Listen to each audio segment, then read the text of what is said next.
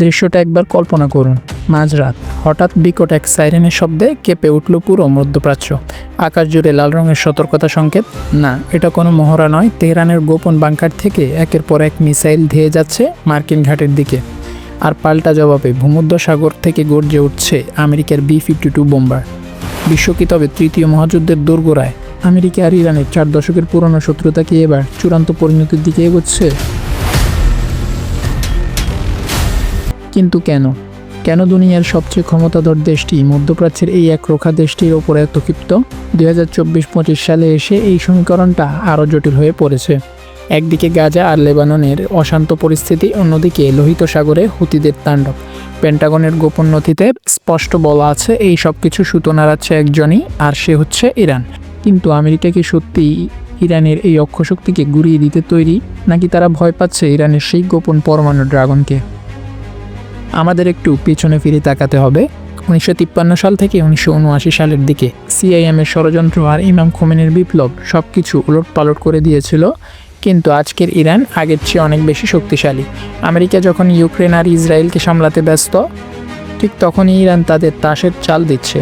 তারা কি রাশিয়ার সাথে মিলে এমন কোনো গোপন চুক্তি করছে যা জানলে হোয়াইট হাউসের কর্মকর্তাদের কপালে ঘাম চলে আসবে? সামরিক শক্তির লড়াইতে কে বেশি এগিয়ে? আমেরিকার হাতে আছে অজেয় নিমিজ্জ ক্লাস এয়ারক্রাফট ক্যারিয়ার, কিন্তু ইরান তৈরি করছে অ্যাসিমেট্রিক ওয়ারফেয়ার। তারা সরাসরি যুদ্ধজাহাজ দিয়ে নয়, বরং হাজার হাজার ক্যামিকাজে ড্রোন এবং সিল্কওয়ার্ম মিসাইল দিয়ে পারস্য উপসাগরকে মার্কিন সেনাদের কবরস্থানে পরিণত করতে চায়। মাটির 100 ফুট নিচে ইরানের যে মিসাইল সিটি আছে, সেখানে পৌঁছানোর ক্ষমতা কি আমেরিকার বাংকার ব্লাস্টার বোমার আছে? এই যুদ্ধের সবচেয়ে বড় অনুঘটক হলো ইসরায়েল। মোসাদ বারবার চেষ্টা করছে ইরানের পরমাণু বিজ্ঞানীদের সরিয়ে দিতে, কিন্তু ইরান তার বদলা নিচ্ছে হিজবুল্লাহ আর হামাসকে দিয়ে। আমেরিকা যদি সরাসরি ইরানে হামলা চালায়, তবে তেল আবিব কি রক্ষা পাবে ইরানের হাজার হাজার ফাতাহ মিসাইল থেকে? লড়াইটা এখন আর শুধু দুই দেশের নয়, এটা এখন ধর্ম, ক্ষমতা আর অস্তিত্বের লড়াই। যুদ্ধ কি শুধু মিসাইল আর ড্রোন দিয়ে হয়? না, পর্দার আড়ালে চলছে এক অদৃশ্য যুদ্ধ, সাইবার ওয়ারফেয়ার। পেন্টাগনের গোয়েন্দারা দাবি করেন ইরানের হ্যাকাররা আমেরিকার পাওয়ার গ্রিড এবং ব্যাংকিং সিস্টেমে ঢুকে পড়ার ক্ষমতা রাখে।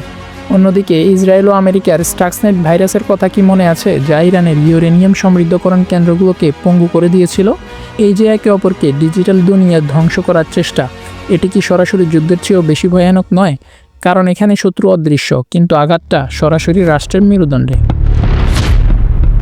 যদি যুদ্ধ শুরু হয়, তবে সারা বিশ্বের পকেটে টান পড়বে। কারণ ইরানের হাতে রয়েছে পৃথিবীর সবচেয়ে গুরুত্বপূর্ণ জলপথ স্ট্রেইট অফ হরমুজ বা হরমুজ প্রণালী। বিশ্বের মোট জ্বালানি তেলের 1/3 এই সরু পথ দিয়ে যায়।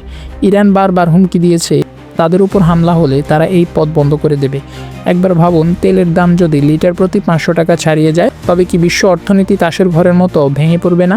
আমেরিকা কি চাইবে নিজের দেশের মুদ্রাস্ফীতি বাড়িয়ে এই ঝুঁকি নিতে?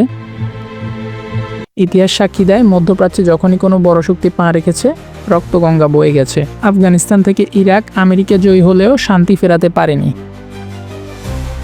কিন্তু ইরান কোনো সাধারণ দেশ নয়, এটি কয়েক হাজার বছরের পারস্য সভ্যতার উত্তরাধিকারী। এখানে হার জিতের চেয়েও বড় হয়ে দাঁড়ায় জাতীয়তাবাদ আর ধর্মীয় আবেগ। পৃথিবী এখন এক জ্বলন্ত আগ্নেয়গিরির উপর দাঁড়িয়ে। যদি সত্যিই কোনো ভুল পদক্ষেপে যুদ্ধ বাঁধে, তবে বিজয়ী হাসির চেয়ে পরাজিতর কান্নাই বেশি ভারী হবে।